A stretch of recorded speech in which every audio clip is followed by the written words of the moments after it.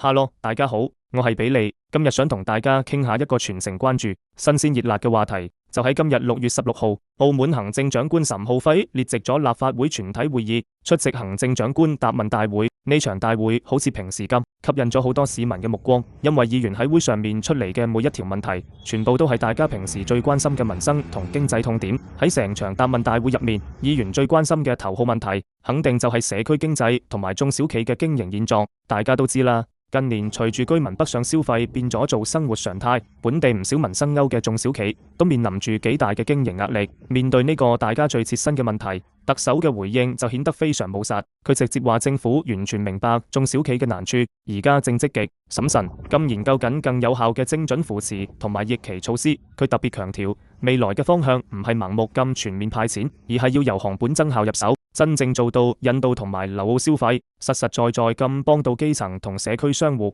呢種唔係做下樣，直擊問題核心嘅務實態度，確實帶到唔少信心俾大眾。除咗眼前嘅民生難題之外，議員亦都好關心澳門長遠嘅戰略發展，例如經濟適度多元，同埋未來點樣對接國家嘅15五規劃。岑浩輝喺答呢部分嘅時候，展現出非常清晰嘅邏輯同條理。佢先係交代咗過去半年特區政府喺融入國家發展大局、推進澳琴一體化上面嘅各項進度，仲透露埋下半年施政嘅重頭戲之一，就係會用高標準去駐守籌劃澳門本地嘅第3個5年規劃。無論係現代金融、高新技術、中醫藥定係文旅會展，政府都喺度有條不紊、按部就班咁推進緊。呢種清晰透明嘅施政路線圖，令人睇到特區政府對澳門未來嘅定位同發展節奏都拿捏得非常精準。總結嚟講，今日呢場答問大會俾人最大嘅感受，就係特首展現出咗一種務實、清晰而且非常有條理嘅治理風格。佢唔單止能夠由宏觀角度去規劃未來5年嘅發展大藍圖，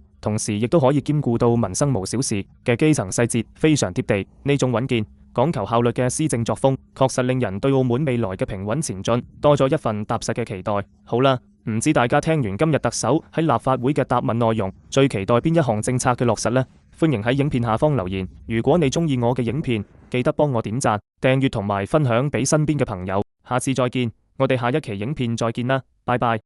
大家記得點關注哦。